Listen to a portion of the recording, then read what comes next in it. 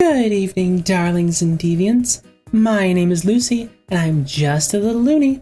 And welcome back to another part of me reviewing every single lorcana card that has been revealed so far in preparation for the game coming out very, very soon. So, the thing is with Ruby, there's two things I need to cover beforehand. For one, a lot of the cards that we have for this one aren't fully known. There's 3 cards in total that we don't know specific details about, that I don't really feel comfortable covering until we know. So that's why there's probably going to be less in here than you think, and why you may be missing a few. Like I said, I'm only covering the ones that are fully reviewed, and it's a little weird. I thought there were more Ruby cards, but I guess that was just my imagination. Without further ado, let's get right into it and start the show. First up, we have Donald Duck, Boisterous Fowl. For 2 cost, you get a Storyborn for 2 strength and 3 willpower and 1 lore. Again, it's a vanilla. This is one of those vanillas though that I think might be a little bit more powerful, because being a 2/3 is very good. It doesn't have any relevant typings, but in Ruby you may want to be able to just have some things that stick to the board while you ramp out into bigger things, because Ruby wants to play into the late game a lot of the time. But I don't think he's going to be like too crucial to anything. I'm going to go ahead and give him a 2.5 top hats out of 5. Top hats because, well, the obvious. Next up we have Sergeant Tibbs, Courageous Cat. For 1 cost, you get a Storyborn ally, 2 strength, willpower, and 1 lore. So I know I said I wasn't covering things that we don't know, but we have enough context clues for this one that we know that this probably has 2 willpower. We're fully aware. This is the 1/2/2/1 that we have in all of the colors by this point, except for Emerald. So looking at Sergeant Tibbs, I think he's fine. However, I'm going to give him 4 out of 5, in Ruby specifically, 4 out of 5 top hats. Because Ruby is looking to be a more aggressive color, wanting to very quickly get lore values quickly on the board, and having a more durable 1-drop may be powerful in that regard. So we're gonna give him 4 out of 5. This might be a little overvaluing of a vanilla card for this color, but I think he might be very powerful. Next up is Scar, Fiery Usurper. For 4 cost, you get a Dreamborn villain who is a 5 strength, 3 willpower, 1 lore, and that's it. He's vanilla. I'm gonna go ahead and give this guy 1 top hat out of 5. 3 willpower is very weak. That's one of the big breakpoints. A lot of stuff trades with him, and for only 5 power, 5 strength, and 1 lore, I'm not a super huge fan of him. He gets a 1 top hat from me. Next up is Goofy, Daredevil. For 5 cost, you get a Dreamborn hero with 3 strength, 4 willpower, 2 lore, and evasive. Only characters with evasive can challenge this character. Real talk, I think all of the evasive cards, especially in Ruby, are going to be 5 out of 5s from me. They're just very powerful, and I can see them being very hard to interact with. At a certain point, Ruby just takes over the board because you can't interact with any of their boards if you don't have a removal spell. So I'm going to go ahead and give Goofy 4.5 out of 5, mostly because his stats are on the lower side.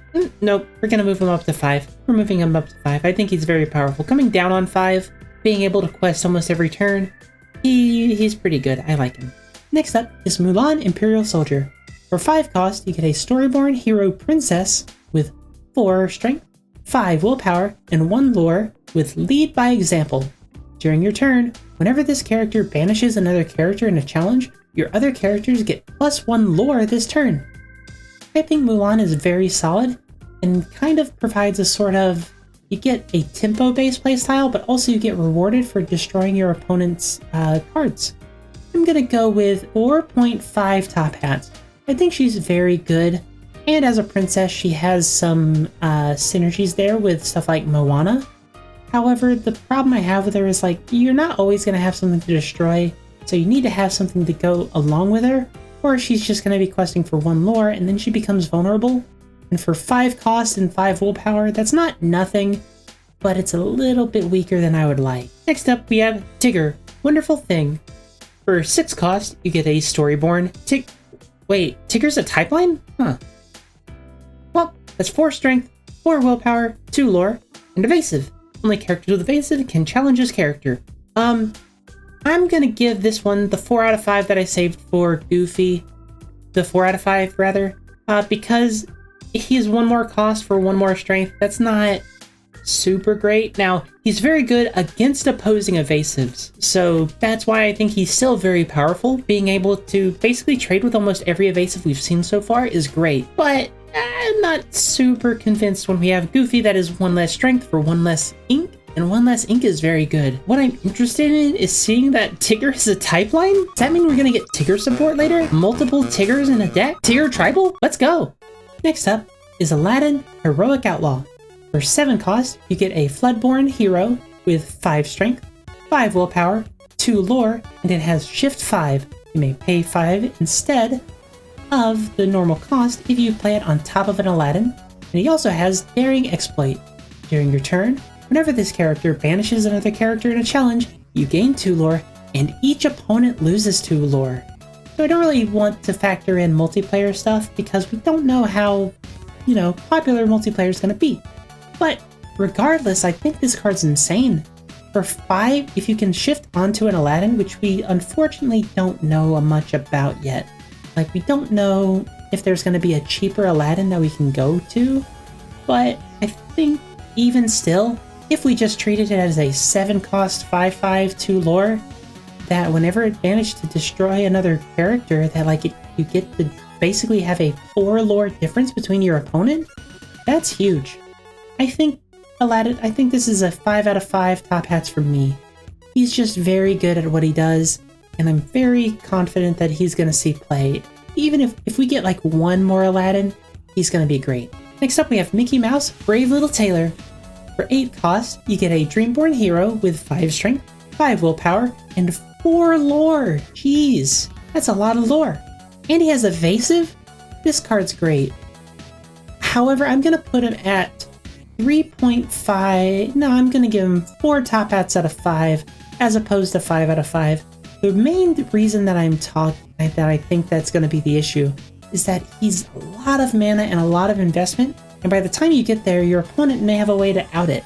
So I think he's only going to be really good in decks that are tailored to him, like ramp decks and the like that can cheat him out earlier. I do think he's very powerful if you do manage to get him on board. Honestly, most of the time, you only need to quest with him twice for him to be really powerful. But considering we've already seen a lot of evasive things that deal with evasive, and there's more removal spells being posted, and cards that make this reckless, I think honestly, this guy, I think he's very good. He's just not, Next up we have Maleficent Monstrous Dragon.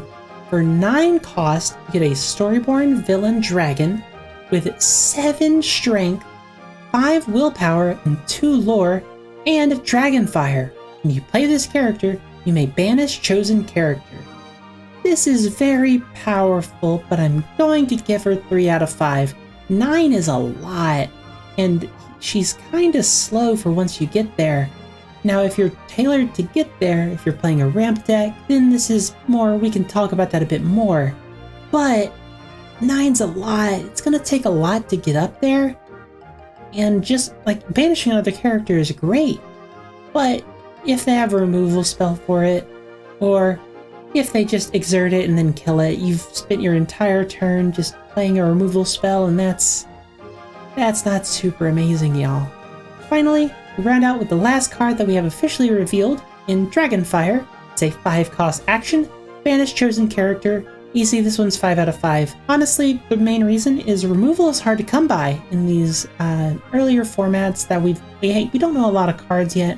Removal is hard to come by in a lot of the different ink colors, and this card's just great. Unless we see more comparable removal, just 5 ink, get rid of something, no longer a problem.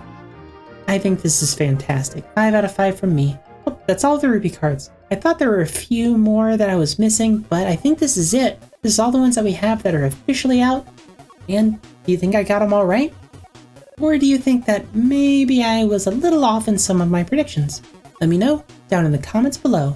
And hey, while you're there, be sure to give me a like and a subscribe, lets me know that you like the content I'm making and that I'm doing a good job. Anyway, thank you all so very much for watching, and until next time, au revoir!